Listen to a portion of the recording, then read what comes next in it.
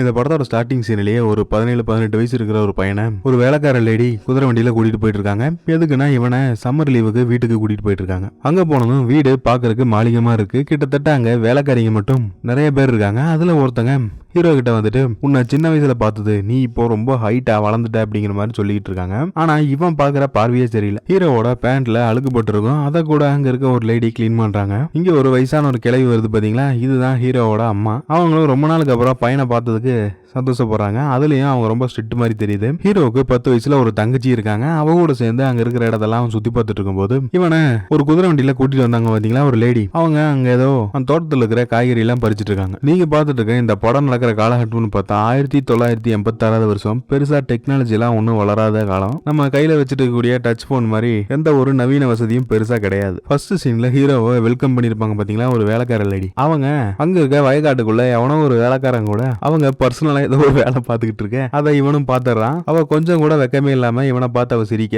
இதுக்கு மேலேயும் இந்த இடத்துல நிக்க கூடாதுன்னு சொல்லி தலை தெரிக்க ஓடிடுறான் நம்மால். ஹீரோவும் அவனோட ஃபேமிலி சேர்ந்தவங்களும் அங்க உட்காந்து டின்னர் சாப்பிட்டு இருக்கும்போது கேட்டி அப்படிங்கிற இன்னொரு லேடியை காமிக்கிறாங்க. அவங்க யாருன்னு பார்த்தா ஹீரோவோட தங்கச்சி இருக்காங்க பாத்தீங்களா, அவங்கள மட்டுமே பர்சனல் கேர் பண்ணிக்கக்கூடிய ஒரு மெய்டு தான் அவங்க. அவங்க கிட்ட ஹீரோவோட அம்மா என்ன சொல்றாங்கன்னா பொண்ணை கூட்டிட்டு போய் சீக்கிரமா தூங்க வைக்க சொல்றாங்க. அதே மாதிரி அவங்களும் அவங்க வேலையை பாக்குறாங்க. அடுத்து ஹெலன் அப்படிங்கிற இன்னொரு மெய்டை காமிக்கிறாங்க. அவங்க ஹீரோவை பார்த்து ஒரு வித்தியாசமா சரிங்க, இவனுக்கு என்ன நடக்குதுன்னே புரியல. அவனையும் சீக்கிரமாவே போய் தூங்க சொல்ல அவனோட ரூமுக்குள்ள இருக்கும்போது வெளியே ஏதோ ஒரு சத்தம் கேக்குது. என்னன்னு பார்த்தா அந்த ஹெலன் அப்படிங்கிற ஒரு மெய்டு இருந்திருப்பாங்கல்ல, அவங்க தான். அவங்க அந்த இடத்துல இருக்கக்கூடிய வேற எவனோ ஒருத்தவங்க கூட ரொமான்ஸ் பண்ணிட்டு இருக்க மாதிரி தெரியுது. ஆனா அது யாருங்கிறது சரியா ஃபேஸ காட்டல. இவனுக்கு இங்க நடக்கிற எல்லா விஷயங்களும் மர்மமாவே இருக்கு, ஒன்னும் புரியல. ஹீரோ அவனோட பெட்ல படுக்கலான்னு சொல்லி போனா உள்ளுக்குள்ள யாரோ இருக்க மாதிரி இருக்கு. யாருன்னு பார்த்தா இவனோட தங்கச்சி தாங்க இருக்கா. இங்க இருக்கிற எல்லா பொண்ணுங்களையும் நீ சைட் அடிக்கிற, அது எனக்கு தெரியும் அப்படிங்கிற மாதிரி தேவையில்லாத விஷயத்தெல்லாம் பேசிக்கிட்டு இருக்க. இவளை கேர் பண்ணிட்டு இருக்க அந்த பர்சனல் மேட் இருக்காங்கல்ல, அவங்க அந்த இடத்துக்கு வராங்க. அவளை போய் அவளோட ரூம்ல படுத்து தூங்க சொல்றாங்க. அவளை எழுந்து போயிடுறா.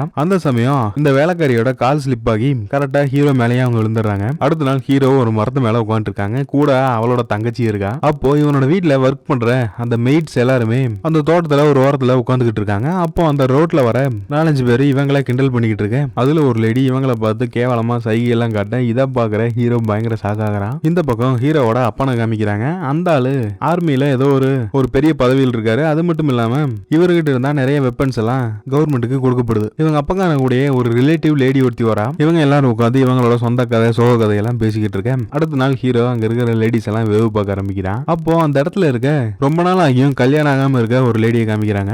அவங்க கடவுள்கிட்ட ஏதோ ஒரு மன்னிப்பு கேட்க வராங்க. ஒரு சர்ச்சில் இருக்க ஃபாதர் கிட்ட எனக்கு யாரை பார்த்தாலும் தப்பான எண்ணங்களாவே வந்துகிட்டு இருக்கு அப்படிங்கிற மாதிரிலாம் சொல்லிக்கிட்டு ஹீரோ இருக்கான் பாத்தீங்களா, அவனை பார்க்கும்போது கூட எனக்கு ஒரு ஃபீலிங்ஸ் இருக்குங்கிற மாதிரிலாம் இவங்க சொல்லிக்கிட்டு இருக்க. இதை எல்லாமே அவன் மேல இருந்து கேட்டுக்கிட்டு இருக்கான். கரெக்டா ஸ்லிப் ஆகி உள்ளுக்குள்ள விழுந்துட அந்த லேடியே இவனை பாத்துறாங்க. ஆனா இவன் பண்ண தப்புக்கு தண்டனை கொடுக்கணும்னு சொல்லி ஹீரோவோட அம்மாவும் அப்பாவும் முடிவு பண்றாங்க. ஏன்னா இவங்க ஒரு ராயல் ஃபேமிலியில. அதனால என்ன பண்றாங்கன்னா அங்க இருக்க ஒரு வேலைக்காரனை வர சொல்லி ஹீரோவை முண்டி போட வச்சு அவனோட டவுசரை கழட்டோக்கு அடி விழுகுது. இந்த படத்தோட கதைக்கு வருவோம். ஹீரோவுக்கு ரொம்பவுமே அவமானமா போயிடுச்சு. இத்தனை பேர் முன்னால இப்படி அசிங்கப்படுத்திட்டாங்களேன்னு சொல்லி பெட்ல படுத்துக்கிட்டு மனசுக்குள்ளேயே அழுதுகிட்டு இருக்கான். அப்போ அந்த ஹெலன் அப்படிங்கிற அந்த மெய்டு இருந்தாங்கல்ல, அவங்க வழக்கம் போல வெளியே ரொமான்ஸ் பண்ணிக்கிட்டு இருக்க. இதெல்லாம் பாக்குற இவனுக்கு டென்ஷன் ஆகுது. அந்த ஆள் யாரு அப்படிங்கறத நோட் பண்றதுக்காக இவன் போறான். அந்த கதவு லாக் ஆகியிருக்கு. பெருசா இவனால எதுவும் கண்டுபிடிக்க முடியல. அங்க ஹீரோவோட அங்கிள் ஒருத்தர் இருப்பாங்க. அவனுமே இவங்க ரொமான்ஸ் பண்ணிட்டு இருக்கிறத வேடிக்கை பார்த்துட்டு இருந்திருப்பான். எப்படியாவது நம்ம அவனை கண்டுபிடிச்சே ஆகணும்னு சொல்லி அவங்க மேல இருக்கிற ஒரு லைப்ரரிக்கு போறான். அந்த இடத்துக்கு இவன் தாங்க இன்சார்ஜா இருக்கான். ஹீரோவோட அங்கிள் ஒருத்தர் இருப்பான்ல, அவன் தான் இருப்பான். அவனும் இவனை பார்த்ததும் இந்நேரத்துக்கு இங்க என்ன பண்ணிட்டு இருக்க,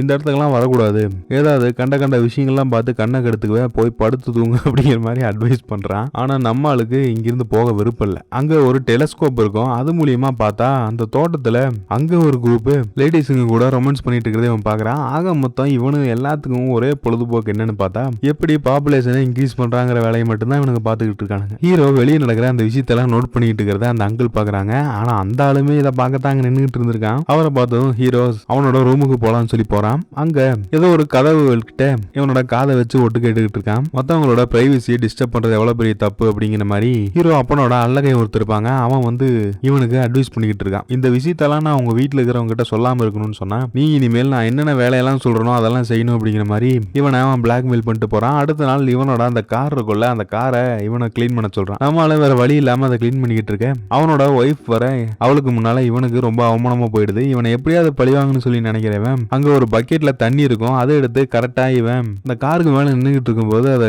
வச்சிடறான். கரெக்டா அந்த பக்கெட்டுக்குள்ளே காலை விட அங்கேயே அவன் கீழே விழுந்துடுறான். ஹீரோவோட கையில ஒரு அடல்ட் புக் வச்சிருப்பான். அந்த புக்கை படிக்கலாம்னு சொல்லி ஒரு இடத்துல ஓரமா போய் ஒதுங்கி அதை பார்த்துக்கிட்டு இருக்க கரெக்டா அங்கேயும் ஒரு லேடி வரா. அவ ஒரு வேலைக்காரன் கூட ரொமான்ஸ் பண்ணிக்கிட்டு இருக்க. மனுஷனை நிம்மதியா எங்கேயுமே இருக்க விட மாட்டானுங்கன்னு சொல்லி இவனும் சோகமா வீட்டுக்கு போறான். ஹீரோ அப்பனோட அல்லக்கையும் ஒருத்தர் இருந்தான் பாத்தீங்களா, அவன் கையில வச்சிருக்க அந்த ஷூ எடுத்து கொடுத்து இவனை தொடக்க சொல்றான். இது ரொம்ப கிளீனே இல்லாம இருக்குன்னு சொல்லி. அதே சமயம் ஹீரோ அந்த கதை ஓரத்துல நின்னு ஒட்டு கேட்டு இருந்திருப்பான்ல, உள்ள இருக்கிறவங்க எல்லாம் என்ன பேசுறாங்கன்னு சொல்லி இந்த விஷயத்தை எல்லாம் இவனோட அம்மா கிட்ட சொல்ல அவங்க பயங்கரமா டென்ஷன் ஆகுறாங்க. எப்படியாவது இவனை ரெவெஞ்ச் எடுக்கணும்னு சொல்லி நினைக்கிறவன் என்ன பண்றான்னா, இவன் கையில ஒரு புக் வச்சிருப்பான்ல, அந்த புக்கை அந்த இடத்துல வச்சுட்டு அந்த அல்லக்கையோட ஒய்ஃப் ஒரு புக் வச்சிருப்பா, அதுக்கு பதிலாக இதை மாத்தி வச்சிடறான். அவங்களும் அந்த புக்கை ஓபன் பண்ணி பாக்குறாங்க.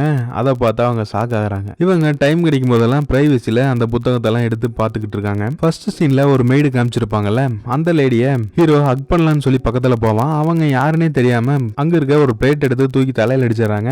இவன் தான் கட்டிப்பிடிக்க வந்ததுன்னு அவங்களுக்கு தெரிஞ்சதுக்கு அப்புறம் அவங்க இவங்கிட்ட சாரி கேக்குறாங்க. இவனும் அந்த லேடி கூட கொஞ்சம் அப்படி இப்படி இருக்க ட்ரை பண்ண அதுக்குள்ள கரெக்டா இன்னொரு லேடி வந்துட எதுவுமே நடக்காம போயிடுது. அடுத்த நாள் ஒரு அறிவிப்பு வருது. என்னன்னு பார்த்தா வேர்ல்டு வார், ஏதோ 2 நாடுகளுக்கு சண்டை நடக்க போகுது அப்படிங்கிற மாதிரிலாம் சொல்லிக்கிட்டு இருக்காங்க.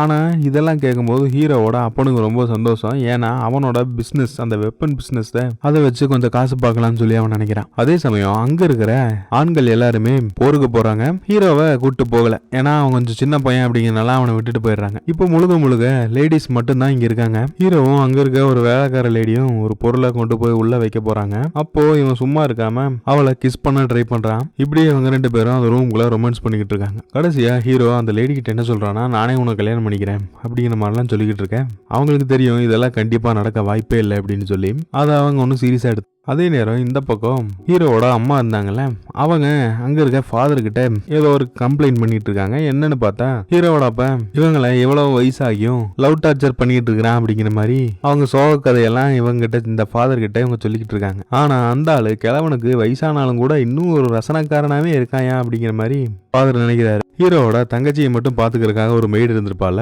அவங்க கிட்ட போய் இவன் வளைஞ்சு பேசிக்கிட்டு இருக்கான். ஹீரோவோட ரூமுக்கு பக்கத்துல ஒரு கதவு இருக்குல்ல, அந்த கதவுக்கு உள்ள என்ன நடக்குதுன்னு சொல்லி 2 லேடிஸ் காதை வச்சு கேட்டுக்கிட்டு இருப்பாங்க. இதை இவன் நோட் பண்றான். அதுல இருக்க ஒரு லேடி உங்களுக்கு யாருன்னு தெரியுதா, அந்த ஃபாதர் கிட்ட போய் மன்னிப்பு கேட்டிருப்பால அவதான். அவங்க ரூம் உள்ள போகும்போது ஹீரோ அங்க இருக்கிறத பார்த்து அவங்க ஷாக் ஆகுறாங்க. நீ இங்க என்ன பண்ற, வெளியே போ அப்படிங்கிற மாதிரி சொல்ல இவன் ஏதோ காதல் கவிதைகள்லாம் பேசிக்கிட்டு இருக்க. இந்த பக்கம் இவங்களோட ரூமை யாரோ தட்டுற மாதிரி இருக்கு. யாருன்னு பார்த்தா அந்த ஹீரோவோட அங்கிள் ஒருத்தர் தான் பாத்தீங்களா, அவன் தான். அவன் ரொம்ப நாளா இவங்களை காதலிச்சிட்டு இருப்பான் மாதிரி தெரியுது. கையில ஏதோ ஒரு லெட்டர் வச்சுட்டு இவங்க மேல அவன் எவ்வளவு ஃபீலிங்கா இருக்கான் அப்படிங்கறத அவன் வாசிச்சு காமிச்சுக்கிட்டு இருக்கேன். இந்த பக்கம் ஹீரோவும் அந்த லேடியும் அவங்க வேலையை பார்த்துக்கிட்டு இருக்காங்க. அடுத்த நாள் ஹீரோ அந்த ஆளோட லைப்ரரிக்கு போறாங்க.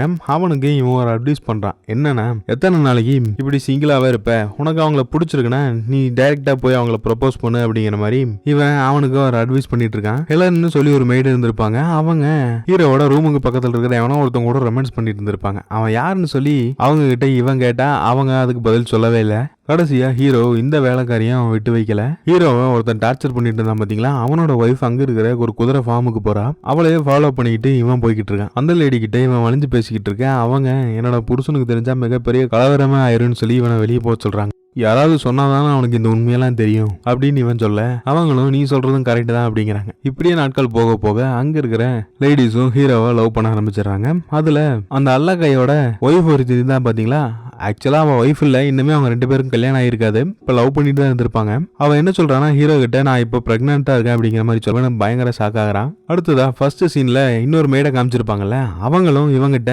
பிரெக்னெண்டா இருக்கேன் அப்படிங்கிற மாதிரி சொல்றாங்க. நீ தான் என்ன கல்யாணம் பண்ணிக்கணும் அப்படிங்கிற மாதிரி அவங்க கேட்க இந்த விஷயம் எல்லாம் இவனோட அப்பனுக்கு தெரிஞ்சதுன்னா கண்டிப்பா அவன் துப்பாக்கி எடுத்து இவனை சுட்டே கொண்டுருவான். இதுக்கு என்ன பண்றதுன்னு சொல்லி இவன் யோசிச்சுட்டு இருக்கும்போது ரொம்ப நாளா மொரட்டு சிங்கிளா ஒரு லேடி இருந்திருப்பாங்கல்ல, அவங்களும் இப்ப நான் பிரெக்னெண்டா இருக்கு அப்படிங்கிற மாதிரி சொல்றாங்க. ஹீரோ ஒரு ஐடியா பண்றாங்க. ஹீரோட அங்கிள் ஒருத்தருப்பான்ல, அவன் ரொம்ப நாளா இவங்கள லவ் பண்ணி இருந்திருப்பான். இவங்க 2 பேரையும் சேர்த்து வச்சிடலாம் அப்படிங்கிற மாதிரி இவன் யோசிக்கிறான். அடுத்து இந்த அல்லக்கையோட லவர் இருந்திருப்பாங்கல்ல, அவங்க 2 பேரையுமே ஒன்னா சேர்த்து வைக்க அவன் ஒரு பிளான் பண்ணிட்டான். ஆக மொத்தம் இப்போ 2 பேருக்கு அவங்களுக்கு பேர் கிடைச்சாச்சு. இன்னும் ஒரே ஒரு லேடி தான் இருக்காங்க. அவங்களுக்கும் அங்க இருக்க இன்னொருத்தனை செட் பண்ணி விட்டுறான். இப்படியே இவங்க 3 பேருக்குமே ஒரே டைம்ல மேரேஜ் நடக்குது. ஹீரோ அவனோட ஹாலிடேஸ் எல்லாம் முடிஞ்சு சிட்டிக்கு படிக்கிறதுக்காக போறாங்க. அங்க இருக்க எல்லாருக்கும் ஒரு குட் பை சொல்லிட்டு அவன் கிளம்புறான். அந்த ஃபர்ஸ்ட் சீன்ல ஒரு மெய்டு லேடி இருப்பாங்கல்ல, அவங்கள தான் இவன் காதலிச்சிருப்பான். இவனுக்கும் அவங்கள கல்யாணம் பண்ணலாம்னு சொல்லி ஒரு ஆசை இருந்திருக்கும். ஆனா இதெல்லாம் கண்டிப்பா நடக்க வாய்ப்பே இல்லை. அப்படிங்கறதுனால அந்த லேடி வேணாம்னு சொல்லியிருப்பாங்க.